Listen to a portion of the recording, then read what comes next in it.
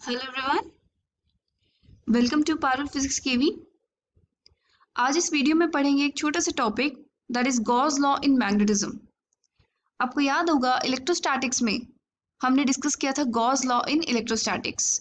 Magnetism का भी एक गॉस लॉ है which states that the net magnetic flux through a close surface is zero. अगर यहाँ पर हम एक क्लोज सरफेस की बात करें, जैसे मैंने यहाँ पे कंसिडर की है एक ऐसे रीजन में जहाँ पर मैग्नेटिक फील्ड एग्जिस्ट करती है, तो उस रीजन में जो इस जितनी मैग्नेटिक फील्ड लाइंस इसमें एंटर कर रही हैं उतनी ही मैग्नेटिक फील्ड लाइंस इसमें एग्जिट भी कर रही होंगी। इसका मतलब नेट मैग्नेटिक फ्लक्स इस सरफेस से जो लिंक्ड है वो क्या है, जीरो है।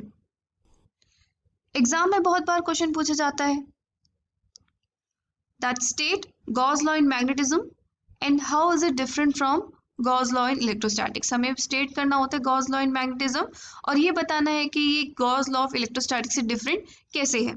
This is the statement of Gauss law in electrostatics which states that the net electric flux linked with a closed surface is 1 upon epsilon naught times the total charge enclosed by it। इसके according we can take a closed surface of any shape. It should be a closed surface and the charge it is enclosing is Q which is in vacuum। तो इस case में इस surface से जो net electric flux linked होगी that will be given by closed surface integration of E vector dot ds vector which is 1 upon epsilon naught times the charge enclosed by this surface।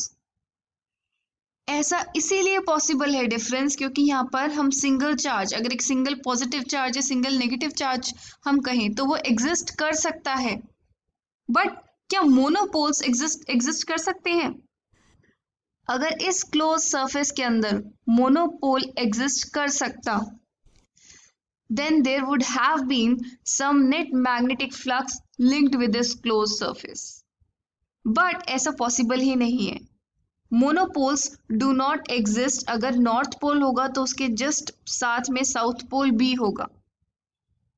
तो इससे हम क्या reference लेते हैं? It indicates that monopoles do not exist और magnetic monopoles always exist in unlike pair of equal strength. हमेशा ये दो होते हैं, एक नॉर्थ होगा तो एक डेफिनेटली साउथ होगा। नाउ समवन कैन आर्ग्यू कि मैंने एक बार मैग्नेट ले ली और मैंने कुछ ऐसी क्लोज सरफेस कंसिडर की है जिसमें मैंने एक ही पोल एनक्लोज किया है, तो इसमें तो हमारा जो नेट फ्लक्स है वो जीरो नहीं होनी चाहिए, बट इस केस में भी हमारी नेट मैग्नेटिक फ्लक्स जो होगी वो जीरो होगी। वाई? इसके लिए let me take two magnetic field lines. यहाँ पर मैंने बार मैग्नेट की मैग्नेटिक फील्ड लाइन पैटर्न से दो मैग्नेटिक फील्ड लाइंस ली हैं। इसका सिंपल आंसर लाई करता है कि हमारी magnetic field lines continuous curves हैं। जितनी मैग्नेटिक फील्ड लाइंस इस सरफेस से एग्जिस्ट कर रही हैं, दो कर रही हैं, तो उतनी ही मैग्नेटिक फील्ड लाइंस एंटर भी कर रही हैं, because magnetic field lines are continuous curves. Outside the bar magnet they go from north to south and inside the magnet they go from south to north.